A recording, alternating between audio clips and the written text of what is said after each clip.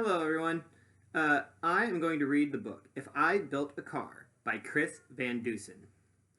This is a book that we read on Friday with my class Zoom, so if you were there for that, this is review. If you missed that, or if you're from another class, welcome, and I hope you enjoyed. The book is about a boy who I believe is supposed to be the author, Chris Van Dusen, when he was a kid.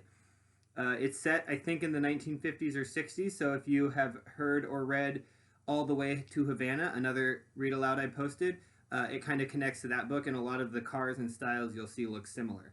Another connection I made with this book is that Chris Van Dusen is the illustrator for the Mercy Watson series. So those books are written by Kate DiCamillo, but all the pictures are drawn by the same man, Chris Van Dusen, who wrote and illustrated this book.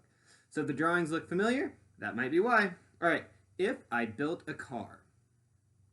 Before we start, can you close your eyes and imagine your dream car? If you were in charge of building a car, what would you put inside of it? All right, let's read to see what Chris Van Dusen would put in his dream car. If I built a car. Here are all his plans, you see, all these different ideas, different designs.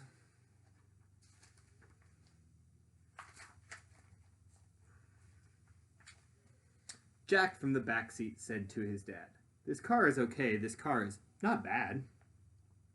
But it's just a car, nothing great, nothing grand, if nothing at all like the car I have planned. I'll work through the night to create a design, constantly analyze, tweak, and refine. Refine means fix up. I'll study jet rockets and look at old planes, contemplate buses and zeppelins and trains." Zeppelins are like blimps, big balloons in the air that people could ride in. "To make it as smooth and as sleek as an eel, I'll borrow ideas from the Wienermobile." Here is the Oscar Mayer Wienermobile. "So sit back, relax, stay right where you are. It's time to reveal my spectacular car. You'll see that I've added a lot of neat things. Flush fender skirts and retractable wings. 3 headlights up front, 4 taillights in back. Plus 2 giant fins like our old Cadillac. My brand new design will be curvy and round with special jet engines that don't make a sound. I'll paint it bright colors with accents of chrome and top it all off with a plexiglass dome. I'll build a safe car, just as safe as I can, 'cause safety is job number 1 in my plan. It may look like steel. From afar you can't tell, but it's actually made of a polymer gel." See here, he's putting his hand in the car. It's soft, so if it hits something, it won't make a dent. "A space-age concoction that I just invented, so in a collision, my car won't get dented. It simply absorbs what we happen to hit, and folks would be fine in the seats where they sit. Come with me now and I'll show you inside. I've put in a couch, it's comfy and wide, plus a fireplace fish tank, and here's something cool. The floor can slide open and look, there's a pool. Now step right this way to the back of the car and note the red button marked Instant Snack Bar. Say, you were hungry and wanted a treat. Just press it and instantly, good things to eat. Appear in a flash anything that you please, from hazelnut pudding to aerosol cheese, like Cheese Whiz. Cheese in a can. After you've eaten, you might like a nap, and Robert the robot makes napping a snap. I've built him right into the back of the chair. He's out of the way, you won't know that he's there. But when you get sleepy and rise from your seat, the chair spins round without missing a beat.